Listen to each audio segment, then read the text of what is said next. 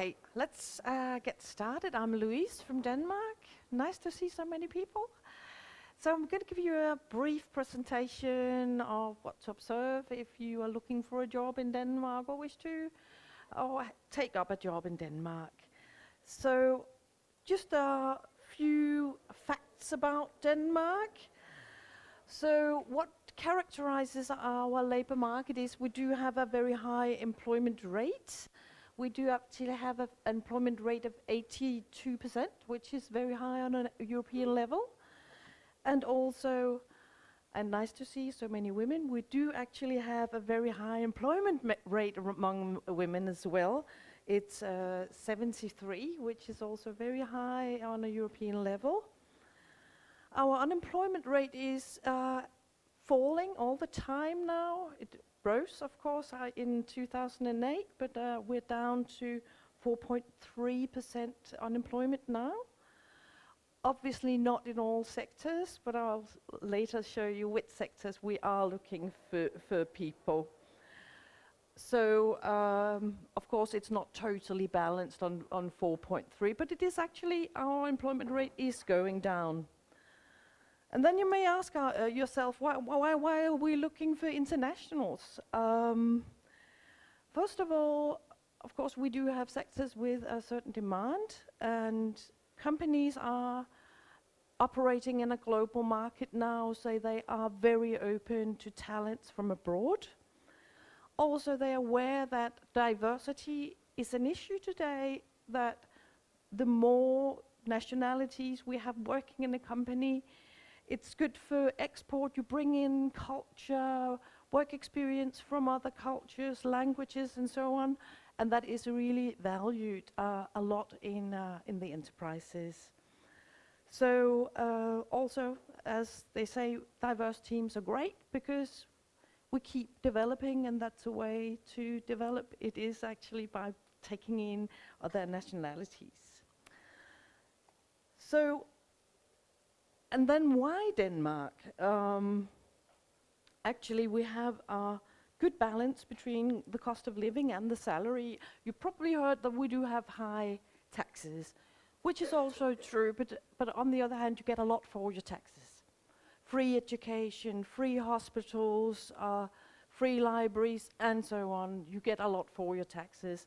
And also the salary is quite high. So we do have a high purchasing power, which is actually over New York and Berlin. So you actually, although you are paying a lot of taxes, you still are able to live comfortably. We also are known for our good work-life balance. Work 37 hours per week, and this is definitely something that attracts people from all over the world, actually, that you're not expected to work longer hours, of course, sometimes. But generally speaking, you go home when the workday is over. You are not expected to sit till 6, 7, 8 o'clock at night. So also Denmark, as I would say, it's a very secure country. Crime rate is low, and there's a huge level of trust in Denmark. So this is also when you apply, this is also when you send a CV, you don't need to send documentation because they will trust that if you say you hold a master of so-and-so, yes, they will trust that you do so, so you do not need a lot of documentation. So the work conditions, as I said, also we do offer you a minimum of 5 weeks of holiday, +1, that is negotiable. This depends on your collective agreement in your area. So most people do have 6 weeks of holiday. Also, companies will offer you professional development, is very important, and they will give you training, continuous training in your job. And also, what is also important is that is actually a demand from them, that you contribute, that you always are able to chip in with ideas. That's the whole idea of team working, and contributing with ideas from your former work life. So you are part of the decision making in companies. So you are heard, you are a valuable member in the companies. Very quickly, I'm going to take you through what to observe when you get a contract. It's not illegal working without a labor contract, but I would definitely not advise you to do so. Get a contract and keep a copy of your contract. So these are 8 points, which is listed up here, is what needs to be in a labor contract. Your employer, your weekly working hours, your salary, start date, your job description, rights concerning the holidays. As I said, it could be 5, it could be 6 weeks. And also pension contributions, because employers will offer you, one thing is the state pension, but there's also employers paid pension where they contribute with 2/3 of the pension and you contribute with 1/3 of the pension. So we have 2 levels of pension, state and the employer's pension. Also important that you know, if you get a job where you'll be traveling a lot, how are you covered in relation to lodging, meals and so on when you're traveling. So these are points to observe in relation to work contracts.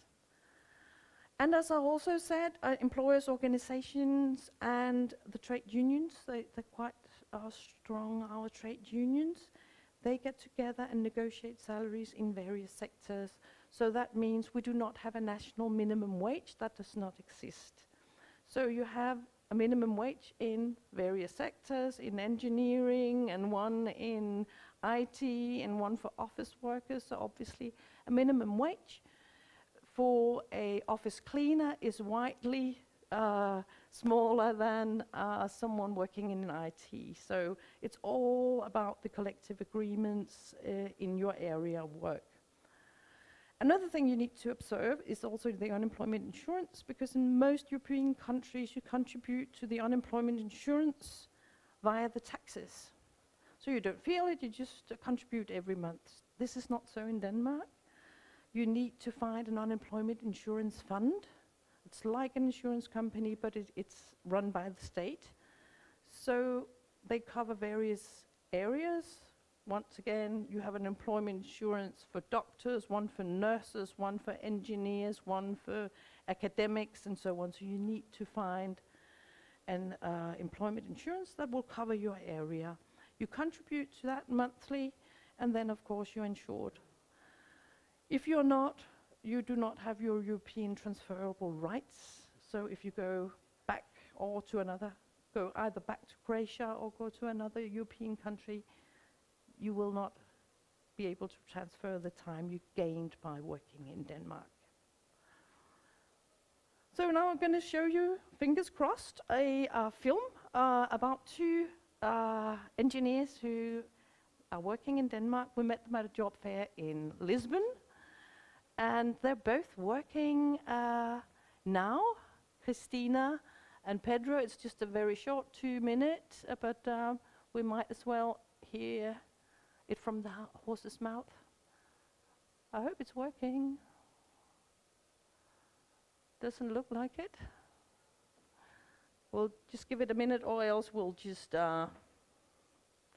skip it. Nah. Does not look like it. Okay. And somehow now I'm stuck.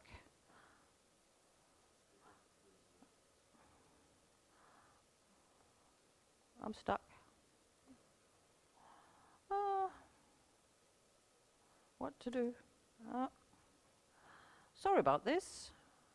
I'd actually planned to show you 2 films, but we're definitely not going to do that then.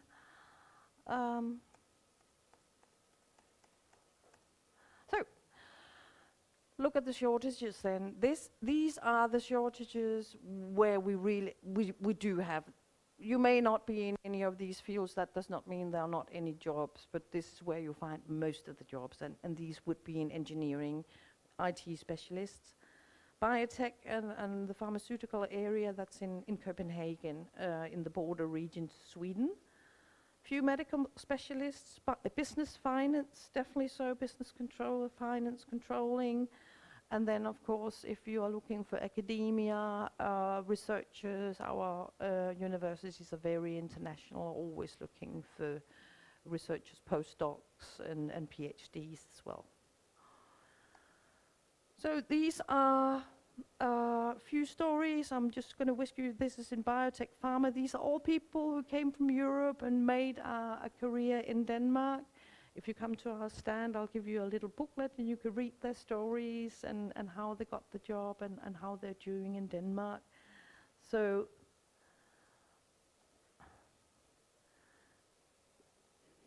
how do you find a job in Denmark? One of the ways is, of course, to use our website called workindenmark.dk. All the jobs are in English. It's a requirement for the companies that they post their jobs in English, so it's understandable to a international public. So, and what we do also offer you in Work in Denmark is for you to upload your CV on our website. And I would also advise you to do so. One thing is employers can find your CV if they're registered users of our website, but also Work in Denmark staff. We, on everyday basis, we try to match candidates from the CV bank to jobs which we are responsible for. So if you're registered and if you are within one of these areas, IT, engineering and so on, you will either may be contacted by a colleague from Work in Denmark, say, could we present your CV to this enterprise? We don't do it unless we get your acceptance to do so. But we can also sometimes send you an email and say, oh, I saw this job, this could maybe be interesting for you. Then of course it's up to you if you want to apply or not, but that's also the extra service that we do provide if you are in the CV bank. Also, we do offer a lot of information about job search on our website. If you go to find a job on our website, you will find a few tips on CVs and so on, how to apply, and also as of, say, mid-December, we're introducing 4 modules of e-learning, one in job search, one in the use of optimizing your LinkedIn profile, job interview training, and Danish workplace culture. So if you're interested in that, have a look at our website sort of mid-December, and the module should be available. And I'm not going to show this film, so I'll just make it in this. So this is how our website is working. So search for job, for Danish jobs. If you're looking for jobs, use search words. Don't use the categories. Just enter the search words, and this is where you get the most hits. You always get the help of the little dot in the map of Denmark. Where is a job located? When you see a job, just open it and then apply directly to the employer. We are not middlemen in that respect, so we just post the jobs, and then everything after that is between you and the employer. And creating a profile, this is what you need to do. It's simply just your email, create a password. It does say you can import from LinkedIn your profile, but that is just your personal data. So you still need to copy-paste text into the module. I would also advise you, when you post your CV, put as much information as possible. Normally what we say, yes, if you have a CV, make it short, targeted, and so on. But because we search by search words, the more information you give us, the better the chances are you come out in a search. So don't be afraid to explain what you did, in what setting you worked, your skills, and so on. That's very important. The better the chances are we have of finding you. The last thing is also the headline, which is incredibly important, and if you think along the lines of Google search and so on, what makes you click on a link? Of course, because you think I'm going to find the information I'm looking for. So, very important that you don't write a headline looking for new opportunities or would love to work in Denmark. It doesn't help us. So if you, for instance, are an engineer, then IT engineer with 6 years of experience, then we already sort of tune into what we can find behind the headline. So use good keywords in your headlines. So this is what I said, CVs, that's a different thing. One thing is you add a lot of information in our CV bank. Basically, if you apply with a company, try to make it 2 pages. If you can't fit it into 2 pages, 2.5, that's fine, but make it targeted and be very focused on the company's needs. The companies are choosy in that respect. If you don't target your application, they might think you're not motivated. So, as I also said, no other documents. We do trust that you hold the education you do. They might ask you at a later stage, could you send the documentation? But basically, an application in Denmark is your CV and your cover letter. End of story. That's all you need to submit. And do you need to speak Danish? No. In a lot of jobs you don't. Not in the jobs I listed here. Good English skills is all that you need. Of course, you can learn Danish. Danish is free of charge. When you start working, you will be offered free of charge Danish classes. It's an advantage because you will, of course, be working in an international environment, but Danes do speak Danish over lunch and so on. So at least in order to socialize a bit, it's a good idea to be able to speak a little bit of Danish. So also the last thing we're going to show you is actually if you decide to come to Denmark, if you get a job in Denmark, then working in Denmark will also be able to help you. We will help you with either a registration certificate. We have an office where you can go, have all the paperwork done in one go. You get the EU registration, you get the CPR number, get to choose a doctor, you get a tax card, everything in one go. And we have offices in Copenhagen, in Odense, and in Aarhus. So there we'll take good care of you if you get a job. Also, of course, if you get a job, you are most welcome to contact us on our email, or you can chat with us every Friday from 10 to 1, or you can send us an email. That's a generic email. Someone will answer, either from Copenhagen, Odense, or Aarhus, workindenmark@workindenmark.dk. So if you have any questions, feel free to ask us any questions. We'll be happy to. If you need further assistance, we can set up a Skype meeting and so on, up to you depending on your needs. So don't hesitate to contact us. So also if you would like more ideas of the jobs, we also have physical paper jobs with us, but we can show you more jobs, tell you a little bit more about Denmark, so you're more than welcome to come and visit us at our stand. So that is all. And I don't know if we have time for questions, probably not. But if you have any questions, yes. So you can most welcome to come and see Stefan or me at the stand. And thanks for listening.